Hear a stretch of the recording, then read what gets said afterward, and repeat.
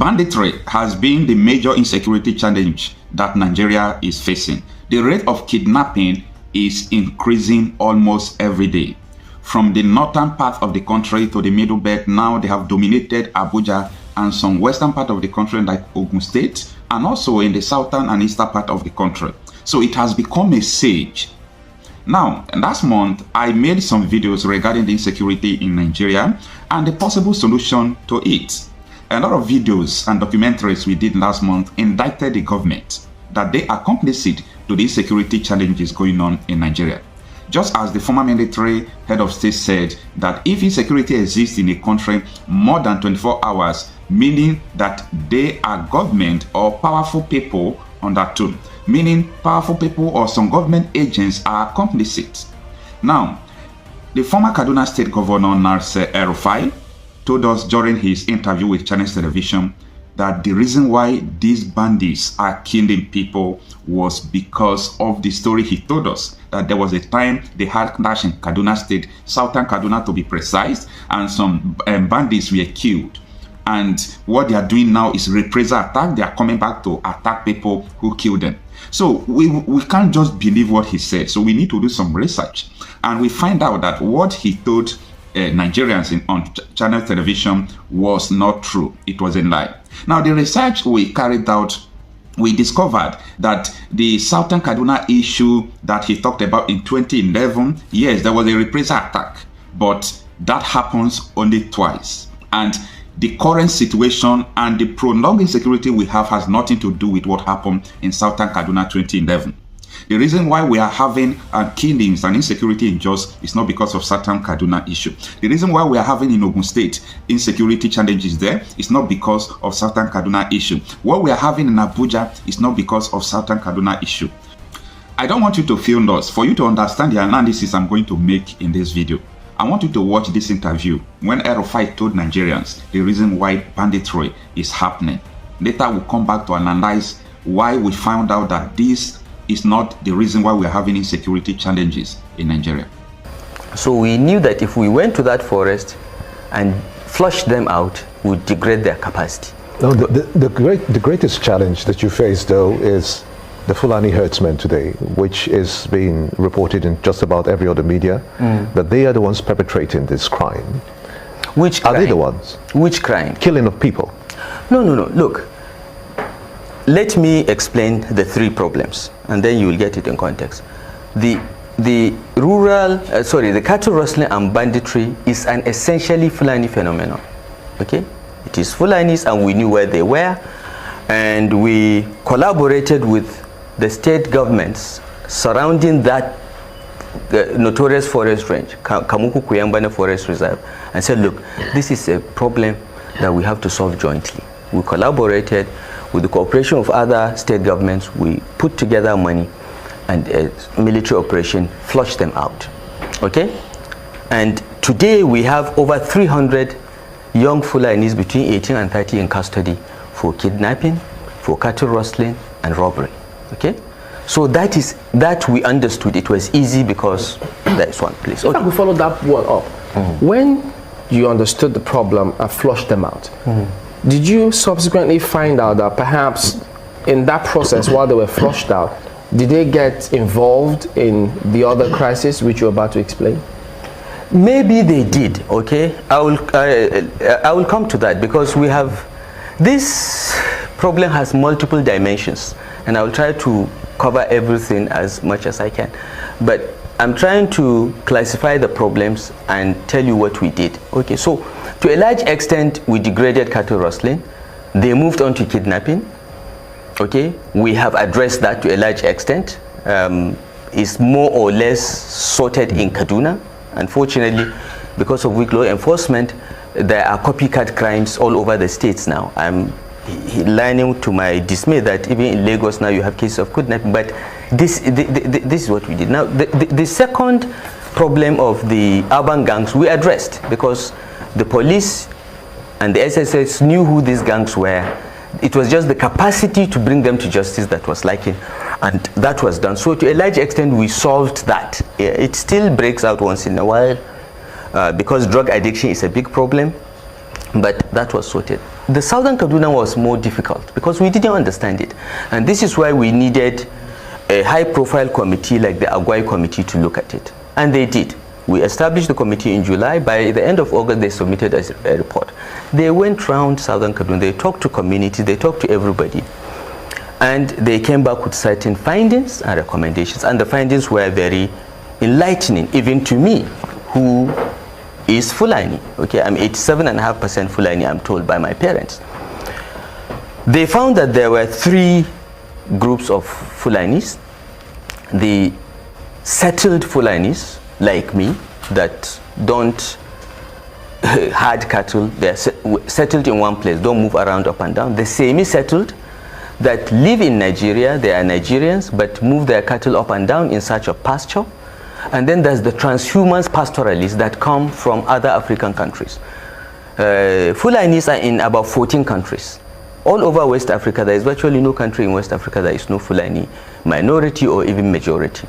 And under an ECOWAS protocol signed in 2003, these Fulanis take their cattle when the dry season in their country starts and herd them down to Nigeria, up to central Nigeria, okay, in search of pasture. And around March, when the rains start, they start moving back the same routes. And apparently, I didn't know this until I got briefing as governor, there are international stock routes mapped out from pre-colonial times that these transhumans herdsmen follow. Unfortunately, because of population explosion, we are 50 million at independence. Today we are nearly 200 million. Because of population explosion, urban development and farmlands have taken over some of these international routes. Okay, this is the basis for the clashes now. A herdsman in Guinea, for instance, thinks that he can follow this route, and as he's following the route, he meets a farm, and his cattle destroys part of the farm, and the farmer As in any situation, have you gotten reports, intelligence reports, that perhaps the farmers also took the cows of the herdsmen? No, we have no such reports. But what often happens, that when damage to a farm occurs, in those days the Fulani would leave behind a small calf as compensation. So, you know, what I'm trying to say that in the past there used to be a framework to settle these things, okay? But that framework has more or less collapsed. So when we understood this, so Agwai committee identified this and said, and they also found that some of what we're seeing in southern Kaduna were reprisal killings for what happened in 2011. Because in 2011, as the herdsmen were moving their cattle back to their countries or to their locations in various parts of northern Nigeria, the post-election violence took place in April. And many of them were trapped. They just happened to be there. And they were killed. Cattle, their livestock lost, and so on. And so some of them were coming back to do reprisal killings. Most of the Fulanis within Nigeria filed claims. Okay, because there was the Lemu Commission of Inquiry that looked at this problem and made recommendation that federal government should pay compensation to those that lost cattle. Pardon me, but where did this happen? Where were they trapped? They were trapped mostly around Zonkwa in Zango Katab local government, Kaura and Jema'a. Okay? These were all in southern Kaduna? Yes, these are in southern Kaduna. And this happened to be also the areas where we have these problems today. Okay? There are 8 local governments in southern Kaduna. Only 3 or 4 have this problem. Okay? And this is where mostly the killings in 2011 took place. Now, after the Lemu Commission made recommendations and the Judicial Commission of Inquiry set up by Kaduna State also made similar findings, compensation was offered to those that were killed, displaced, and so on. And some of the federal government provided the money, and compensation was paid. But of course, those that are in Guinea, in Mali, in Niger, cannot claim any compensation. They didn't even appear before the Commission of Inquiry. These are the people coming back Okay, well, we'll carry out reprisal killings. We'll come back and take a look at it from that perspective and find out what you also did to solve this problem. You have said that you did identify how kinds of Fulani that exist, how some of them move from different countries into Nigeria to cause some of these problems. Now, on the 3rd of December 2016, it was widely published that you had a meeting with a select group of journalists, and you did brief them that your government has traced some violent, aggrieved Fulani to their countries and paid them to stop killings of southern Kaduna natives and the destruction of their communities, saying that the renewed violence is carried out by bandits. Could you explain this to us? Well, look, that was reported not only incorrectly but out of context. What we did was this.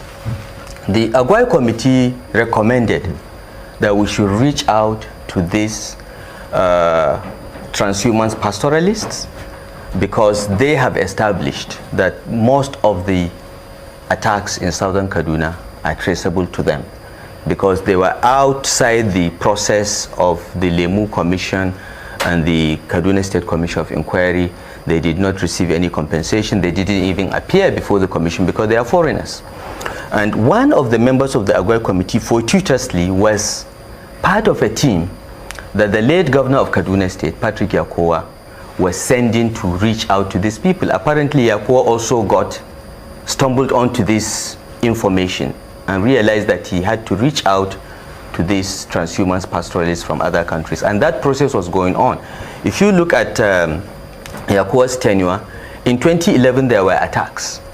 But he started this outreach, and throughout 2012 until he died, there were no attacks as such. Okay, so one of the members of the committee mentioned this, and it was in the Agwai recommendation to reach out to these people through NGOs, civil society organizations, and so on. So we reassembled the team and said, go out and talk to them. Tell them that this has to stop. Tell them that we are willing to offer compensation for lost lives, for lost livestock, but it is senseless to keep killing people because you feel that you've been offended. So did they respond to you? Yes. Pardon? Did they respond to you positively? They did. We sent a team and they went round, and by the time they made 3 or 4 such groups, the killing stopped. Now, where am I going to start from? All right, let me start from what he said. You see, this is totally incompetence, and this is totally rubbish. Now, how can a former governor of a state telling the whole world that people who are not citizens of Nigeria came from outside the country, they trek into the country, they kill the citizens of the country, they commit crimes and go away freely? Are we thinking at all? Now, that is first. Then the secondly, the truth is that such a thing happened because Nigeria has porous border in the northern part of the country. Not only in the northern part of the country, Nigeria's border with other African countries are very porous. So you can smuggle in ammunition, you can enter Nigeria at any time, and that is bad in this 21st century. Now, that is apart. We discovered that when this incident happened in 2011, there was, crisis, and they tried to do a reprisal, killing and attack, but at the end it was settled. Now, the issue of this killing insecurity has been in Nigeria right from time. We discovered that at the time it was religiously motivated. It was religiously motivated that if you are not part of Sokoto Caliphate, they treat you as a pagan, they treat you as somebody who don't even belong to the society. And this has been the basis of the killing right from time. But at the time it was so minimal that people were not experiencing this until the former governor of Borno State, Sheriff, begin to sponsor Boko Haram. And I am not the one saying it. He was accused on the national television. Even Fandana, the senior advocate of Nigeria, accused him of this. Man, because this is very important. Who started the Boko Haram crisis in Borno State? A governor, one Modu Ali Sheriff, addressed the press 2 days ago and attempted to insult the collective intelligence and memory of Nigerians by denying any links with the dangerous, dreaded Boko Haram sect. I did reply him yesterday, and I'm expecting him to sue me, because he said he wanted to sue an Australian. You don't need to go to Australia. What you are looking for in Sokoto is in the pocket of your Sokoto. I'm ready to join issues with him, because not only did he sponsor that organization by providing funds for them, in 2003, he had a deal with the Boko Haram sect to get him to win the election. And if he won his re-election, he will compensate the organization.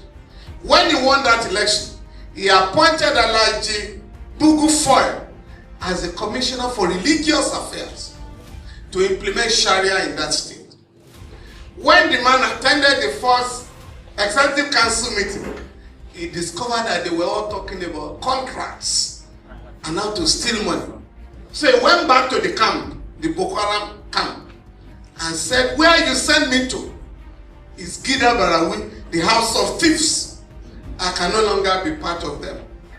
So he was asked to resign, and that was how Foy resigned from the government of Mutu Sharif. So to say that you don't know them is the greatest lie.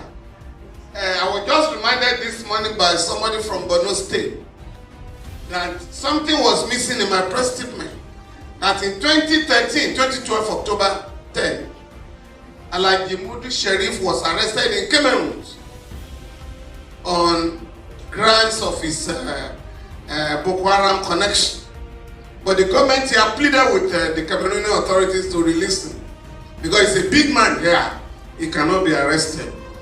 But 2 weeks ago, a special envoy of President Goodluck Jonathan, Reverend Stephen Singh Davis, told the whole world that Alhaji Sharif, the former Chief of Army Staff, Jerika, and some senior officials of the Central Bank of Nigeria have been funding the Boko Haram sect. Up till now, the government has not reacted to this very important information. So when you are looking for the sponsors of Boko Haram, I think we now know where they are. But what is very disturbing is the fact that currently Nigerian soldiers are refusing to fight. A part of Nigeria has been annexed by the Boko Haram sect, and they have named the place the Caliphate Republic. As of this morning, not less than 10,000 Nigerians are in Cameroon as refugees. They've left their homes, and we want to warn both the APC and the PDP, the two ruling parties in Nigeria, dominant parties, to stop politicizing the Boko Haram menace. What is required on the part of all of us is to unite and fight this dangerous phenomenon. But to start pointing accusing fingers because a former member of the APC has now moved to the PDP, where he rightly belongs. When he was with you, he was not a Boko Haram sponsor. Now that he has left back, he's gone back to PDP, he has suddenly become a sponsor. Yes, but this is not just the end. Also, Sharif handed over to this current Vice President Kashim Shettima. Kashim Shettima was accused on the national television. I have shared this video times without number. Sharif was accused on national television that he sponsored Boko Haram. He did not deny it. So I am not the one saying it. He did not deny it that he is the sponsor of Boko Haram. He did not deny it. So this is what is going on. This is what we are seeing. I will leave you to watch this video of this lady accusing the current vice president. Especially as it concerns security. You must have an enabling environment in order to do anything. So you cannot take someone that is virtually senile and another person that has been associated on several occasions with funding terrorism. That is Kashim Shettima. Kashim Shettima, we should not forget, Kabiru Sokoto. Kabiru Sokoto was one of the most wanted terrorists, and he was found and arrested in his house. Let us understand and let us not forget, this terrorism, this banditry, this carnage is not just happening by mistake. It's a multi-billion-dollar industry. A multi-billion dollar industry because it takes a lot of money on defense budget. It has a lot to do with the sale of drugs. It has a lot to do with mining and illegal bunkering and illegal and illicit mining. And look at the areas that are generally affected by this. Take the Northeast, for instance. In the Northeast, you have the blue diamond. That is a strategic mineral. You have oil at the Chad Basin that is being explored right now, but illegally. You have Zamfara. If you go to Zamfara, Zamfara has more gold than Ghana. Zamfara's gold is being traded in Dubai and other parts of the country. There is a market called Nigerian gold in Dubai. Go and check. So who is doing this mining? Most times they are the governors, the people in power. They are the ones doing it in connivance with foreign mercenaries. Can you remember? Have we forgotten when they said there is a no-fly zone in Zamfara? Why should there be a no-fly zone? There isn't even an airport in Zamfara, but aircrafts land and they take off from Zamfara. And let me tell you something else. In Zamfara, every container that comes from China ends up in Zamfara. You know why? Because in Zamfara, the soil in Zamfara has all the strategic minerals that you can think of. So when the containers come in from China, they land they end in Zamfara, and a bag of Zamfara soil is today sold at 5,000. So they need to displace the people to allow them to continue with their mining. I mean, it's multifaceted. And these are people that one has been severally accused of harboring terrorists, even recently. And why? Let us ask, why should Shettima be visiting, along with his governor, be visiting and making a solidarity with a police officer that was being tried for drug trafficking? Why? So you begin to put these things together and you begin to understand why Nigerians must retrieve their country. Thank you for watching to the end of this video. Now you see that most of the clips you watch contradicts what El-Rufai said, and that confirms our report that what he said is not the reason why we are having the continuous insecurity in our country. Please do me a favor, subscribe to this channel, share this video, and above all, always come back for videos like this.